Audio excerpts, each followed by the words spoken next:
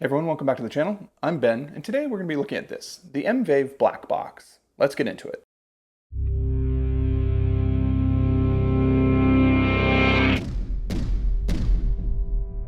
The Blackbox here is one of the newer pedals available from M-Vave, and actually is continuing that line of portable battery-powered pedals that they've offered. And I've reviewed a couple of their products before in the past, the Tank G and the Cube Baby, and I think the biggest takeaway from all those pedals was that they're relatively powerful at a pretty affordable price. And the Blackbox is no different than any of those pedals, except I think this is probably the best iteration of a multi-effect pedal that they've come out with yet. For starters, the user interface is a lot more intuitive than those pedals, and you've got an LCD screen, which is pretty awesome. And one of the more highlighted features of this pedal is the ability to change around the effects chain order, which is actually pretty cool and gives you a lot more flexibility than in the old Tank G or Cube Baby. Now I did buy the Blackbox, it was not sent to me, and you can buy it too on Amazon.com. It's about 75 bucks right now and has a favorable 4.5 star review. However, there are only a couple reviews out there. Now if by the end of this video you decide you do want to make a purchase, I'll put a link for it in the description below. If you do make a purchase with that link, I will get a small commission which does not have any effect on the price you pay. Now for this review, I'm going to be using a 2024 SG Supreme. This thing's loaded with Burstbucker Pro pickups, and that's going to be going into a Focusrite Scarlett directly into my DAW. No effects added, everything you hear will be from the pedal. I'm going to switch the camera to overhead view and we'll dive into this pedal and see what makes it tick.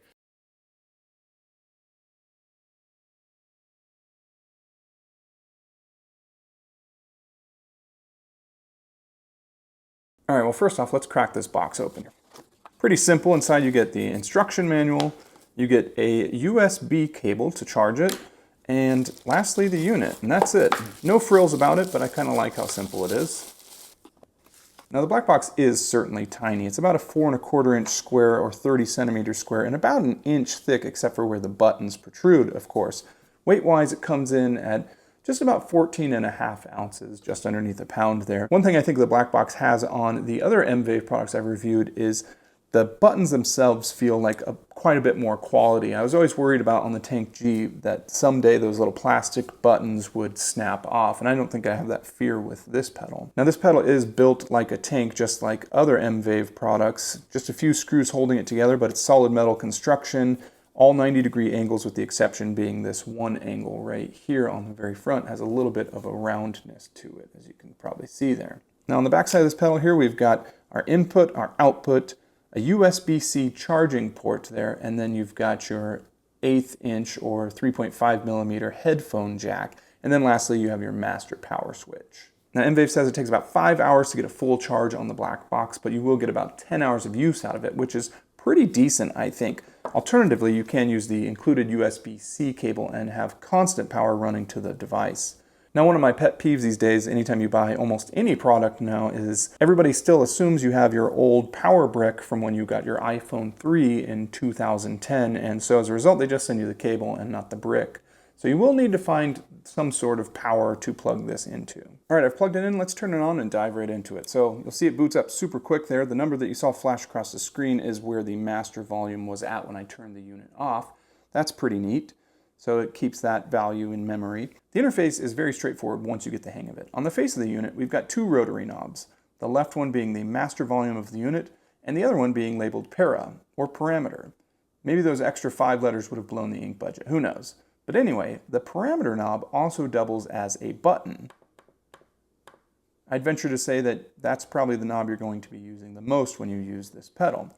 Now below the screen, we've got 7 jelly-style buttons that correlate with each of the effects on the screen. And lastly, you've got 2 foot switches, one with a down arrow and one with a up arrow. Just like the previous M-Vave pedals mentioned, there's some combination of presses of the foot switches for some of the features, but really most of it happens between this screen and the parameter knob. One thing I like about this pedal is when you turn it off and you turn it back on, it maintains whatever patch it was on last time you used it. However, if you do make changes to that patch without saving them, if you turn the pedal off and turn it on, it's just going to recall that patch from memory, and it will not maintain your changes. So it's important to save them. If you like it, save it. Now on the home screen here, there's only a few things you can edit with the parameter, and that would be which patch you're on, and that's how you would switch patches, or you could move over to the volume and change that patch's volume. Now that volume is independent of the master volume here. Alternatively, you could also use the foot switches to change which patch you are on. Now you can see these arrows here, that indicates which direction the signal chain is flowing. Now the unit does come with 40 factory patches and 40 blank patches. However, you can edit and adjust every single patch, giving you a total of 80 user-controlled patches. For this patch, 01, and the truth is actually for all the stock patches that come with the unit, the patch order goes as follows: FX unit, amp module, modulation effect, delay effect, reverb, and IR. Basically, it matches the order of the jelly buttons down here. Now, however, one of the better features of this pedal is the ability to rearrange those, and actually rearranging them is pretty easy. First, what you're going to want to do is go to the Home Patch menu, and the way you do that is you click Home from the Home menu. The way you can tell that you're in the Home Patch menu is the volume indicator that was on the screen there is now gone, and you can see the colored patch symbol there. Regular Home menu, Home Patch menu. Now moving them is simply a matter of selecting them and sliding them over. So for example, let's say we want to move the amp module. We'll use the parameter knob to slide over to amp. We'll click it. You see the orange box around amp. And then we just rotate the parameter knob until the amp is where we want it. And then once we found that, we click again and we're ready to keep doing editing. Now we could change the modulation, assuming it was on, to in front of the IR cab, for example, or we can move the IR cab to the front of our chain if we wanted. Really, the options are endless. Now to get out of this menu, you can simply select any of the jelly buttons. Now editing an effect is super simple. You simply press one of the jelly buttons to bring you to that effects menu and parameters. For example, let's say I want to adjust the reverb. Click the reverb. Now I have all the reverb parameters in there. Now, if you want to edit any of these parameters, you would rotate using the parameter knob, as you probably guessed, to the desired parameter you want to edit. You would click it, and then you would rotate it till it pleases your ears, and then you would click it again to get out of that menu. Same with the mix here. Let's say we want to turn the mix up. Click it, rotate till I get to what I want, click it off. Let's say after all those adjustments, I decided, you know what would be good? Not having any reverb at all. Now to turn off reverb, or really any of the other effects, from that effects menu, you would click its own jelly button to turn it off. So for example, now that I'm in the reverb menu, I'd click it again to turn it off. If I want it back on, click it again. Alternatively, you can also use the left foot switch to turn the effect on and off from inside that effects menu. See how the delay is not lit up here? Well, let's click the delay and let's turn it on. Speaking of delay, see how it's blinking there? Well, what that indicates is the time of the effect. Right now it's indicated as 83 BPM. Well, let's say I want to go a little bit faster. I would actually use the right foot switch to set my time. Alternatively, you can use the parameter knob to select time and adjust it that way. Well, some of you might be wondering what are the benefits of being able to move your effects around. Well, the most obvious reason is because everybody with a set of pedals has got a right way to do it and a wrong way to do it. And what I mean by that is just everybody prefers things a little bit differently. But more than that, it's just fun to change the order of things and see how the sound changes with it. When I used to dabble with like dark instrumental and ambient music, one of my favorite things to do was take a reverb and set the decay or the trails really long and run it straight into a distortion pedal. So you'd get these crazy, dirty, hollow tones. Well, let's see how the black box does with that in the next section here. So I'm going to change our patch to patch 40, which I have pre-set up and turned off all the effects. Now I was saying I want to run my reverb into my distortion pedal. So what I'm going to do here is click to the Home Patch menu, select my reverb, and just slide it over till it's before the amplifier there. Now I need to make sure that both of those effects are on, so I'm going to first select the reverb menu, and then turn reverb on by clicking it again. And then I'm going to go to the amp menu and turn the amp on by clicking that again. Okay, well my first problem, of course, is the amp I have is not the correct amp. So let's get to something that's a little bit more dirty sounding. So I'm going to click it to select the actual amp itself and move it to something that's got a little bit more dirtiness to it.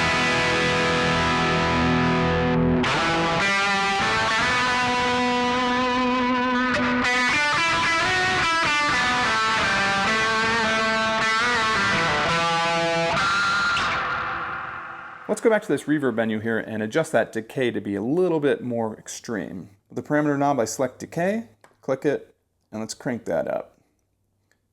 Let's also change the mix to be just a little bit more ridiculous. And let's give that a go.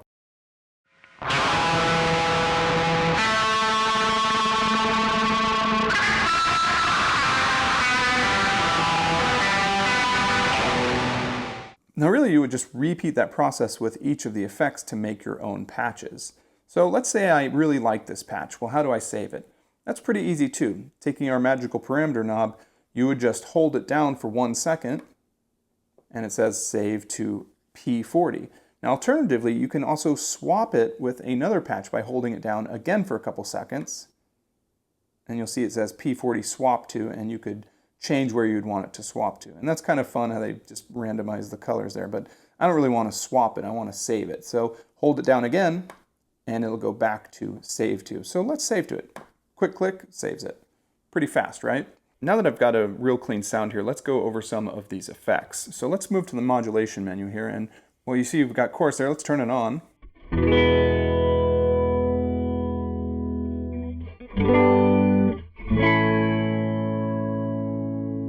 Then we've got a phaser.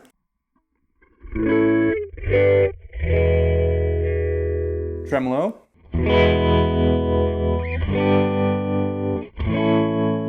And again, we can adjust the speed of that by clicking the right foot switch.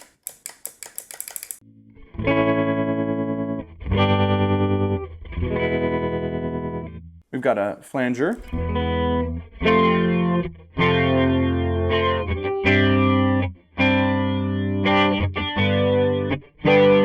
Moving on from there, we get to a vibrato.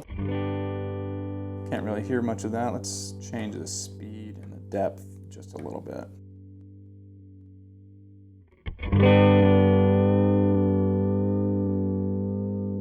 Then we've got a univibe, which is a combination of the chorus and the phaser.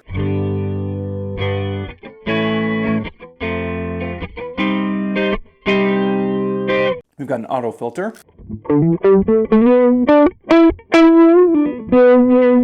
And that is the end of our modulation suite. So let's turn the mods off now and move to our delays. We've got our analog delay. Now what I'm going to do is I'll strike the strings and stop so you can hear how the delay sounds. And we can change the time. Moving on from there, we get to a ducking delay, which adds a bit of a noise gate to the beginning of the delay before amplifying it. Next, we've got our D-tape, which is our tape delay here. And it's interesting because the manual says, even though it says time, feedback, mix, grit, speed, and depth, some of these functions actually refer to other things, and I think it's weird that they didn't just program the correct name in there. For example, the grit says is tape bias, and where it says speed actually indicates tape crinkle. So first off, let's give you an idea of what that sounds like. And then let's change the speed or tape crinkle up to, I don't know, 100.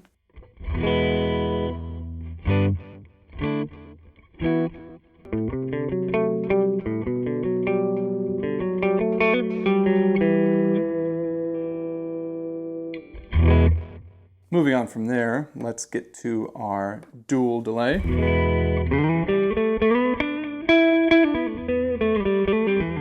Pretty nice. Moving on from there, we get to our lo-fi delay, which right now you can see is outputting a very low quality, bad quality signal in the delay. That is the end of our delay suite. So let's turn the delays off. We'll move to our reverb suite, turn the reverbs on. So first up, we've got a room reverb.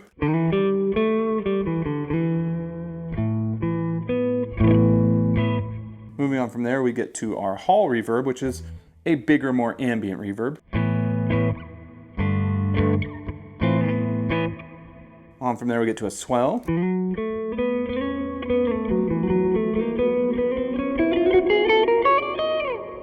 Spring reverb. Now the manual says what it does is it takes the signal from the spring tank and sends that. Now I think that's a translational error because there is no spring tank in this device.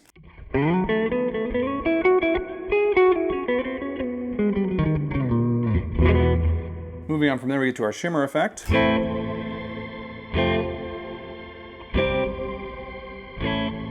Pretty decent. And then lastly, we get to our cloud reverb.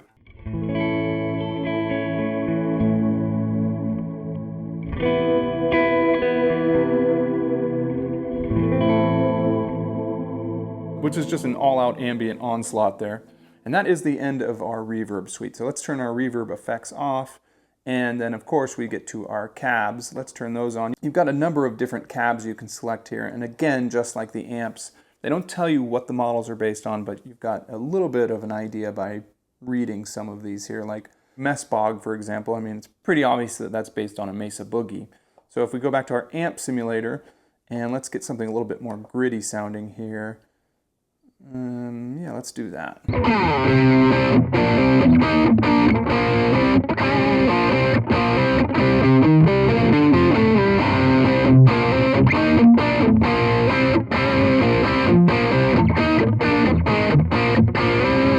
So I like the way this sounds, but I do wish there was a little bit of a chorus. So let's go to the modulation menu and click it again to turn the chorus on. And now,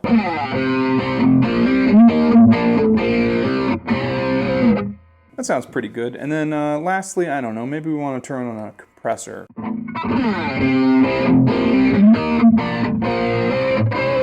Maybe the problem is that I need the amp towards the end. So let's go to the home patch menu there. We'll click the amp to select it, and now I can just slide it down here to right behind the cab.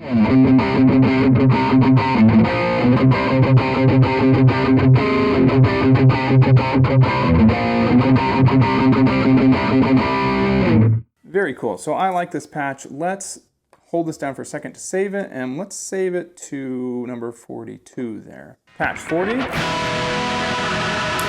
and 42, the one we just made.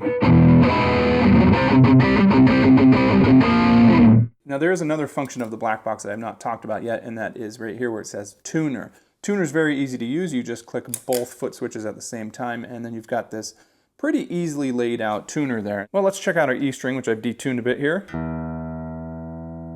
Give you a good indication of how that works. Pretty simple there. Now you can also change the reference frequency there, and same thing, you'd use your perimeter knob to either select it and move it around. However, I'm going to keep mine at 440 because that's just what we like to use here. And then you might see this mode bypass here, and that's actually kind of cool too, because right now as I play my guitar, it is also going through the DAW, but perhaps you want to do a live situation where you don't want people to hear you tuning. You can just turn that bypass mode to mute, and now I'm tuning in silence, just like a traditional tuner pedal. But I do like that they give you that option there. Now to get out of this menu, you simply select any of the jelly buttons there. Let's go to the home button, and here we are, we're back in business.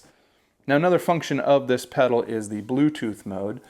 And the way to turn on the Bluetooth is to hold down the home button, and you can see the Bluetooth is on there, and that coincides with my app that I've got here, MEFCS. Couldn't tell you what it stands for there, but you can see it connects to the black box no problem there. So I've connected, now I go back to the menu, and the app is actually very straightforward. It pretty much perfectly mimics the actual device itself. It's very fast, very responsive. For example, I go to the reverb menu here, and you can see the on-off button. I turn it on, and boom, it's on the actual pedal itself. Same with any other effect there. Mods, oh, I don't want to use the mod. Click the button to turn it off, now it's off there. You can see it's super responsive, really like that. You get all of the parameters listed below, which is also very useful there.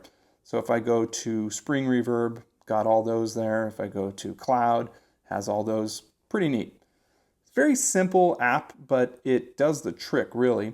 You can save these effects as well. Now the save button on here is just like a quick instant save. It's not like it's going to ask you, like, are you sure you want to save? So if you do save in the app, make sure you know what you're doing, because you could easily overwrite an effect, whereas on the actual pedal itself, you kind of get that option to be like, oh wait, I didn't actually want to save it.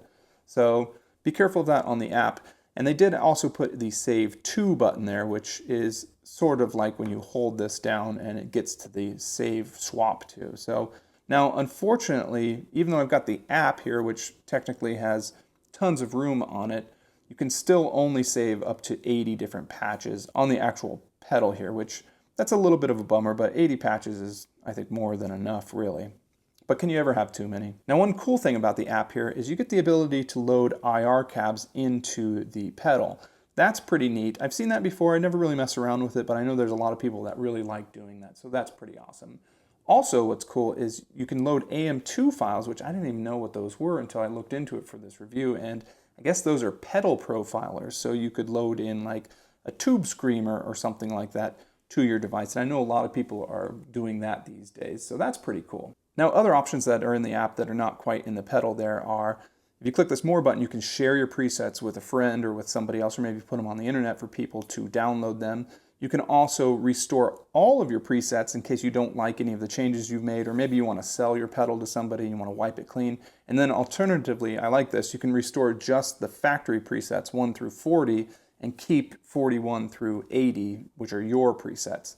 Pretty neat. Other than that, there's not really a lot more that you can do in the app. I wish they had options to change the screen display so it wasn't so bright. And that being said, it is a bright screen, which is probably good, but it's nice to have options to do things like that. Now, another nice feature that's not really listed in the manual or anywhere in the app here is if you go to your other Bluetooth options on your phone itself, you can actually select the other black box option there. Let's say that one, connected. And now I have the ability to play music through iTunes or whatever your app is that you use, and it will transmit it via Bluetooth to the black box and then send it out through the line there to, say, a DAW if you're practicing along and you want to record your guitar.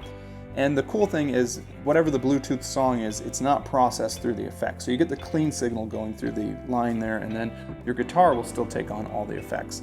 And I gotta say, it's actually a very clean signal that comes through there. The quality is really good, crystal clear.